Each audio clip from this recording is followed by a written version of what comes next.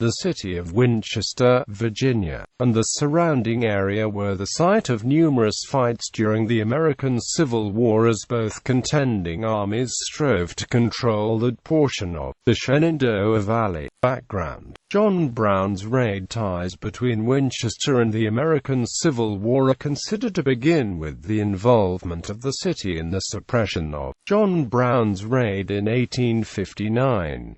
Colonel Lewis Stillman Moore of the 31st Virginia Militia of Frederick County assembled 150 militiamen from the Marion Guards, the Morgan Continentals, and the Mount Vernon Riflemen in October 1859 and moved them by the Winchester and Potomac Railroad to Harper's Ferry. Ironically, the first death of Brown's raid was Hayward Shepard, a free black from Winchester, who was buried in Winchester with full military honors. Following the raid, Judge Richard Parker of Winchester presided over the trial of John Brown, sentencing the insurrectionist to hang. One of the sons of John Brown and two other raiders were later examined at the Winchester Medical College in Winchester as cadavers for medical training, an action for which the Federals later burned the college to the ground.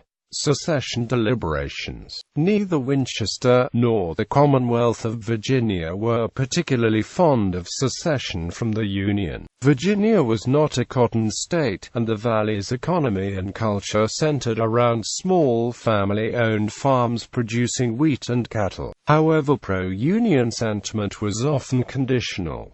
Historian William A. Link writes, on December 14, Robert Young Conrad, subsequently the Unionists' leader at the Richmond Secession Convention, composed resolutions adopted by a Frederick County meeting in Winchester. Although Northerners had launched an insane war against Southern institutions, Frederick's citizens regarded slavery as perfectly consistent with civilization, humanity, and piety. Virginians would not tamely submit to any limitations of the rights. The resolutions appealed to the North to repeal obnoxious laws regarding fugitive slaves and to suppress abolitionists' activities that led to invasions of other states, seducing slaves to abscond, harboring runaways, and otherwise disturbing the peace of sister states. At the same time, the resolutions renounced secession, promised unfaltering attachment to the Union, proposed boycotting imports from some northern states, and called for, if necessary, a national convention to resolve the sectional issues. In January 1861, Virginia's Governor John Letcher and the State Assembly called for and sponsored the Peace Conference of 1861, which ended up failing in its purpose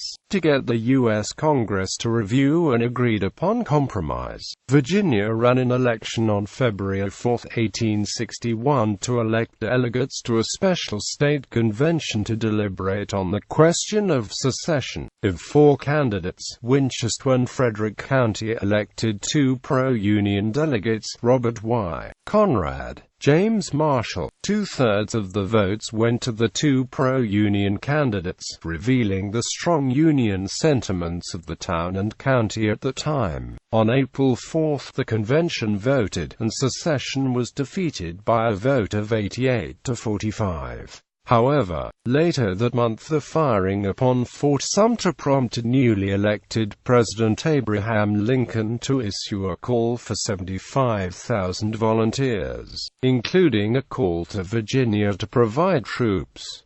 Governor Letcher responded on April 15 on behalf of the state, refusing Lincoln's request. In response, the convention passed an ordinance of secession on April 17 by a vote of 88 to 55, which was ratified by popular vote on May 23, 1861. Immediately after this vote, Governor Letcher ordered the capture of the federal arsenal at Harper's Ferry, and Winchester companies of the Virginia militia were among the first to arrive, under the command of Colonel Thomas J. Stonewall Jackson, Winchester's strategic location, located at the north end of the lower Shenandoah Valley at a latitude north of the federal capital city of Washington, D.C. Winchester's location was the hub of key roadways linking the Ohio Valley to the eastern United States coastal plains. Sitting just south of the Potomac River, Winchester lay on the only route between the east and western United States with direct connections to Washington, D.C. Passing through a nearby Winchester, these major transportation and communications routes: the Baltimore and Ohio Railroad, the Chesapeake and Ohio Canal,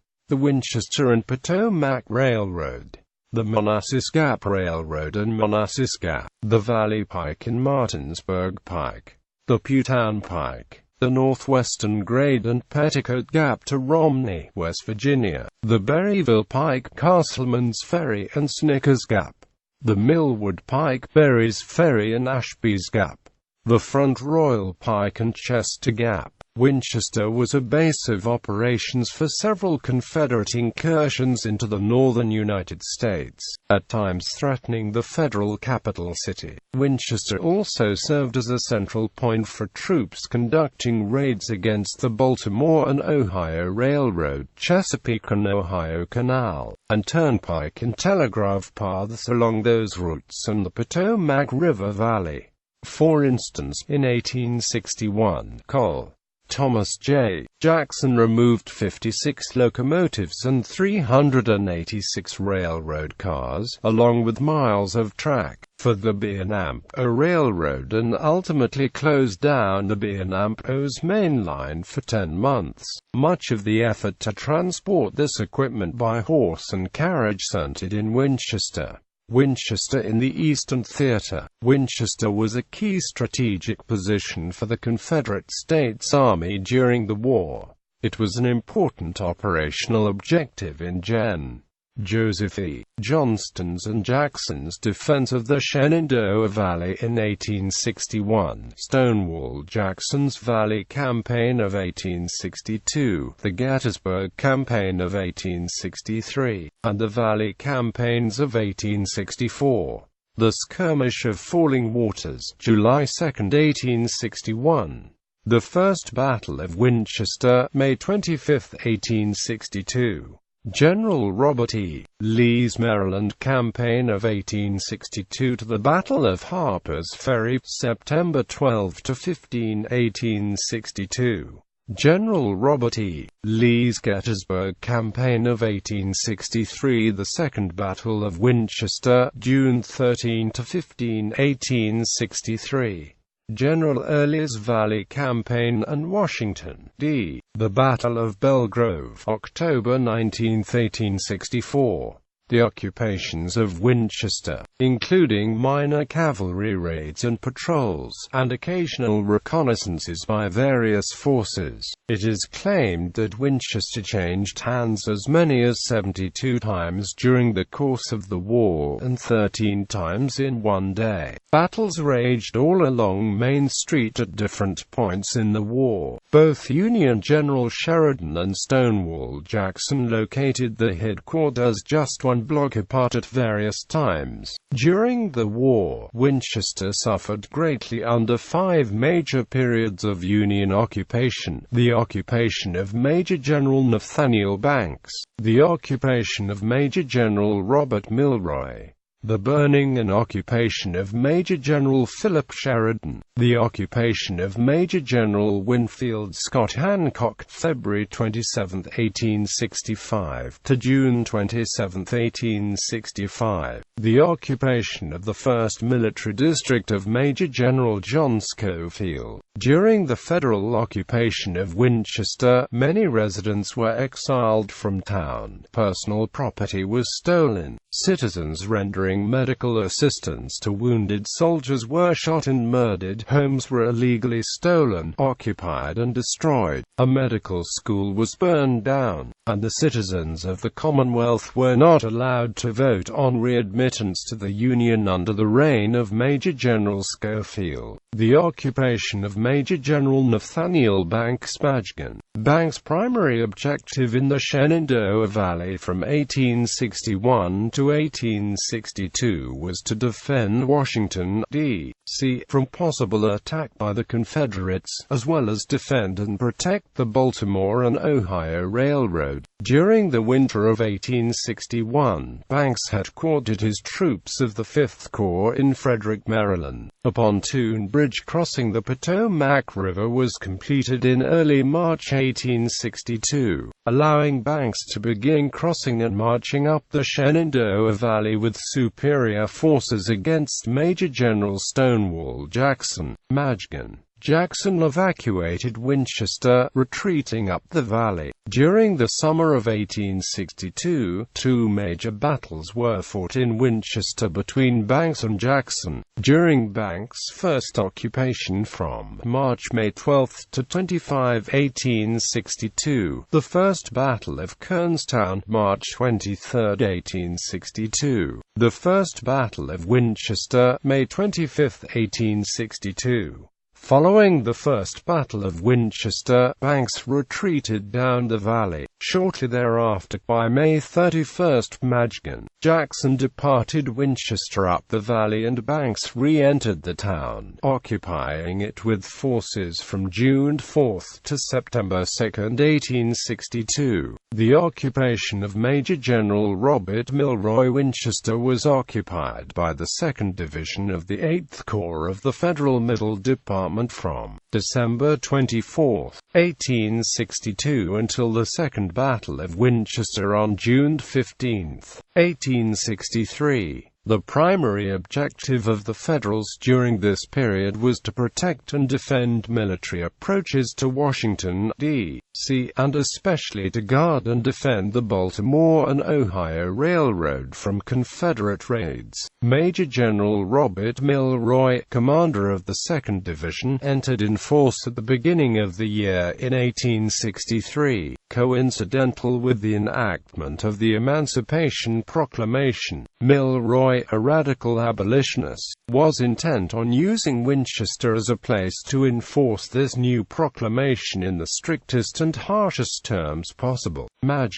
Milroy is most famous for his edict that, in this city of about 6,000 inhabitants, my will is absolute law, none dare contradict or dispute my slightest word or wish. The Secession here have heard many terrible stories about me before I came and supposed me to be a perfect Nero for cruelty and blood. Many of them, both male and female, tremble when they come into my presence to ask for small privileges, but the favors I grant them are slight and few, for I confess I feel a strong disposition to play the tyrant among these traitors. Milroy was noted for his harsh treatment of women.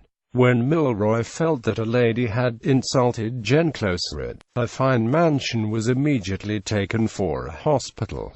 In one particularly disturbing incident, on April 4, Milroy arrested Mrs. Logan on charges of possessing contraband, and had her and her daughters escorted to the outskirts of town, without time to even gather medicine for one ill daughter, and exiled from Winchester. He then moved his wife, Mrs. Milroy, into what was one of the finest and most exquisite homes in Winchester. Ladies of Winchester eventually took to walking in the middle of the streets rather than risk accidentally brushing up against Federal soldiers. Milroy summarized his sentiments toward the ladies in town by noting that, "Hell is not full enough, there must be more of these Secession women of Winchester to fill it up." But the ladies of Winchester had brought some of this harsh treatment on themselves. For the very first Union occupation, they had treated Federal soldiers despicably. Going to church one Sunday, one woman accidentally dropped her Bible or prayer book. A passing soldier immediately picked it up and offered it to her. She glared at him hatefully and refused it. When the Union Army was retreating through town during the First Battle of Winchester, the civilians, but most particularly the women, uttered the vilest language, hurling at them anything that came to hand. Then they began shooting from the windows or yards. Any of a number of soldiers were killed by women firing at them. One cavalryman, wounded in the foot, sat on a doorstep. The woman of the house opened the door and asked him if he could walk. No, he told her. Could she see his pistol, she asked. Innocently, he gave it to her. She put it to his head and told him to get off her doorstep. As he tried to limp away, she shot him in the back. At night, several young soldiers took a vow to punish the women of Winchester for murdering their comrades when they returned. This is the context within which Milroy was operating. Most notably, Milroy was feared for his rash desire to execute Virginians, and his reputation for this from previous Allegheny campaigning preceded him, striking great trepidation in the town, as Milroy set up his tribunals, without constitutional authority, and sentenced townsfolk to execution by firing squad. Many of the local blacks freed in January 1863 under the Emancipation Proclamation fled the area, presumably fearing reconquest by the Confederates. The burning and occupation of Major General Philip Sheridan. Major General Philip Sheridan rampaged up the valley from Winchester and destroyed 2,000 barns filled with grain and implements, not to mention other outbuildings, 70 mills filled with wheat and flour, and numerous head of livestock, according to the official records. At the end of 1864, Marge. Gen. Sheridan stated that the crow that flies over the Valley of Virginia must henceforth carry his rations with him. People and events. Confederate units. Winchester and Frederick County fielded 5 infantry companies, 6 cavalry companies and 1 artillery battery, as well as 2 regiments of militia. These units were either assigned to or operated under the auspices of what was ultimately called the Army of Northern Virginia, which was also known as the Department of Northern Virginia. Infantry. 2nd Virginia Infantry, Company F. 5th Virginia Infantry, Company A. 5th Virginia Infantry, Company K. 13th Virginia Infantry, Company H. 33rd Virginia Infantry, Company D. Cavalry, 1st Virginia Cavalry, Company A. 11th Virginia Cavalry, Company H. 12th Virginia Cavalry, Company C. 18th Virginia Cavalry, Company F. 23rd Virginia Cavalry, Company A. 39th Virginia Cavalry, Company A. Artillery. Jackson, Virginia Artillery Company. Militia. 31st Regiment, Virginia Militia. 51st Regiment, Virginia Militia. Contribution to military medicine. In spite of Winchester's wartime hardships, a few residents made great contributions to the Confederate cause, such as Dr. Hunter McGuire, chief surgeon of the 2nd Corps of the Army of Northern Virginia, who laid foundations for the future Geneva Conventions regarding the treatment of medical doctors during warfare. Winchester served as a major center for Confederate medical operations, particularly after the Battle of Sharpsburg in 1862 and the Battle of Gettysburg in 1863, and set the stage for advancements in the practice of medicine internationally and during combat operations. The Devil Diarists of Winchester. Many citizens of Winchester recorded diaries of events during the war. The Federal Secretary of War Edwin Stanton summarized his impression of Winchester after visiting the by noting that the men are all in the army, and the women of the devil, while Marge. Gen. Milroy said that hell is not full enough. There must be more of these secession women of Winchester to fill it up. Noted diary accounts include Portia Baldwin Baker as the Union Army destroyed the Winchester Academy and a Quaker church. Portia remarked, "They are foot by foot and plank by plank destroying our property." Julia Chase, born in Maine in 1831, she moved to Winchester when her father became the U.S. postmaster, and her home was on Loudon Street and Amp, Fairfax Lane. Julia was a pro-Unionist, and her father fled to Maryland during the war to avoid arrest. She witnessed two of the locomotive engines taken from the Baltimore and Ohio Railroad captured during the Gray Train Raid of 1861 by Colonel Jackson's Virginia militia forces. Laura Lee, born in 1823. Laura was the daughter of Daniel Lee, who served in the Virginia House of Delegates and is the Frederick County Clerk. Laura was pro-secession, and resided in the home of her sister-in-law, Mary Green Howley. Mary Green Howley, born to a wealthy family in Richmond, Indiana, 1819. Her father, Robert Green Howe, was the mayor of Richmond, Virginia. She married Laura's brother, Hugh Holmes Lee, in 1843, who was a lawyer in Winchester. A pro-secessionist, Mary was banished from Winchester on February 23, 1865 by Marge Jen Sheridan, and she never returned, living in Richmond and then Baltimore, Maryland. Cornelia Peake MacDonald. Cornelia was married to a Winchester lawyer, Angus MacDonald III, 23 years her senior, and who served as a colonel in the Confederate Army. Cornelia is noted for tender caretaking for one of her slaves who had run away to the north, only to willingly return after mistreatment with the Union Army. Her home was ultimately used as a hospital. Cade Sperry, born in 1843 in Winchester, Cade married Dry Enoch Hunt, who was a regimental surgeon in the 2nd Mississippi Regiment of the Confederate Army. Cade was a pro-secessionist, and is famous for her vow, "Surrender, never surrender." Presidential combatants. Among those who took part in battles at Winchester were future U.S. Presidents McKinley and Hayes, who both were officers in the Union 9th Corps. Fortifications and posts in Winchester. Primary redoubts and forts. Winchester was heavily fortified by forts and lunettes circumferencing the town, as well as along the outlying turnpike routes entering town. Within Winchester, Milroy constructed or improved upon a total of 10 defensive fortifications numbered Battery No. 1 through Battery No. 10, making improvements on many pre-existing forts and fortifications left by prior Confederate and Federal occupations. The fortifications were linked in places with roads and trenches.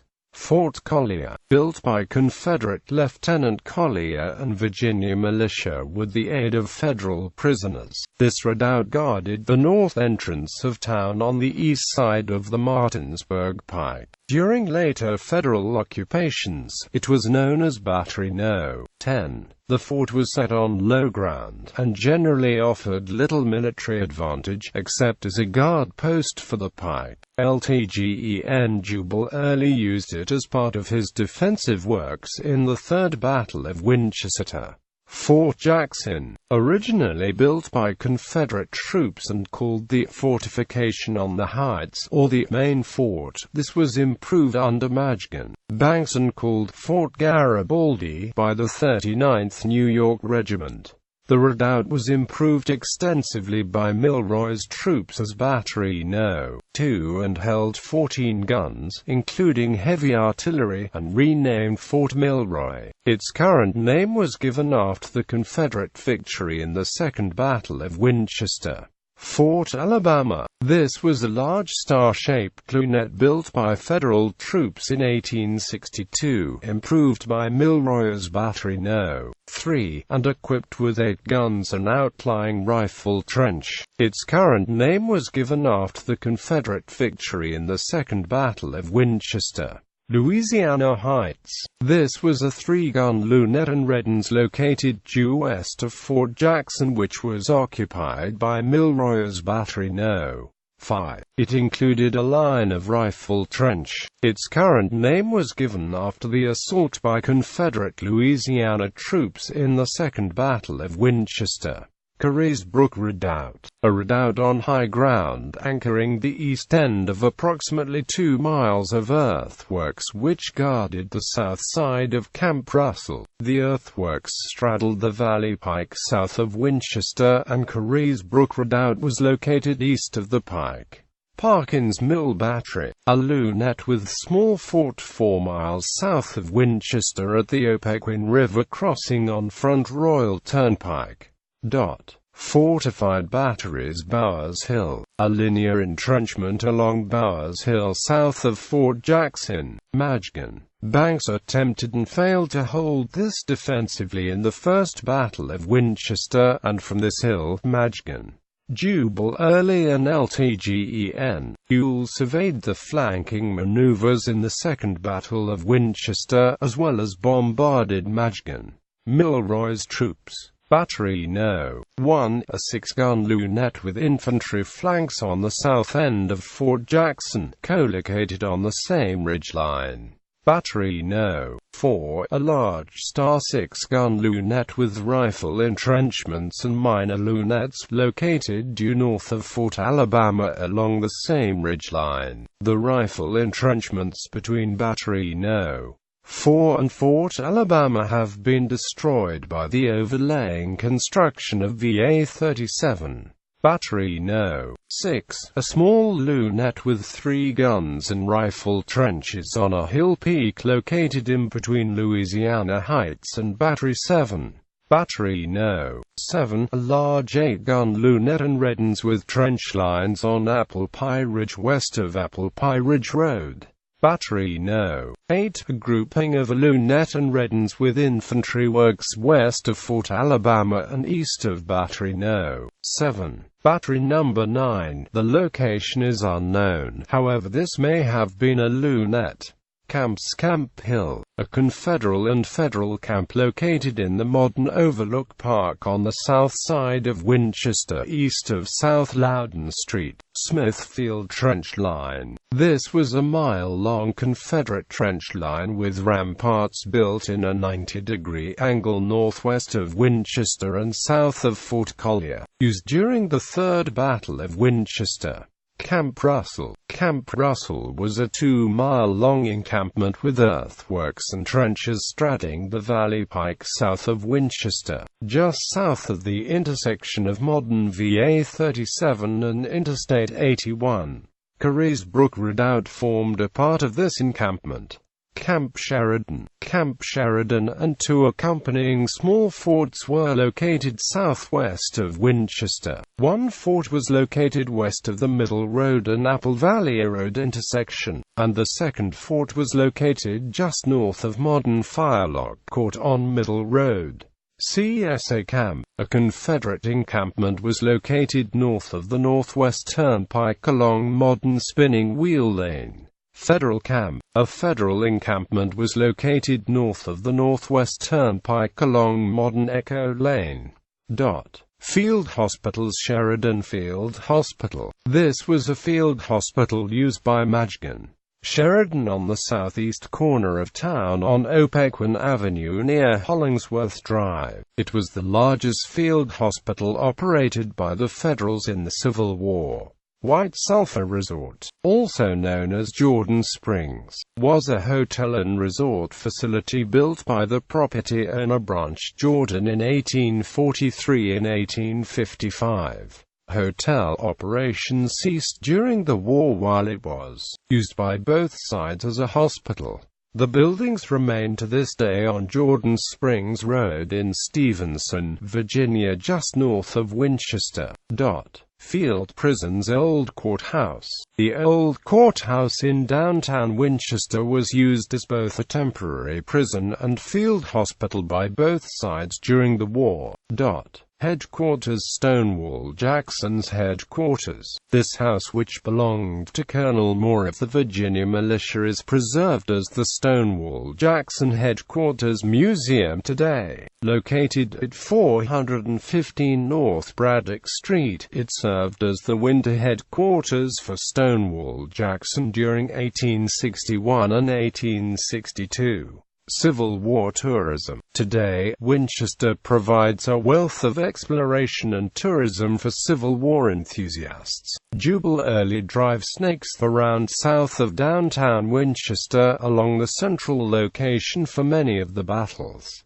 Civil War tourism sites. Cedar Creek and Belle Grove National Historical Park.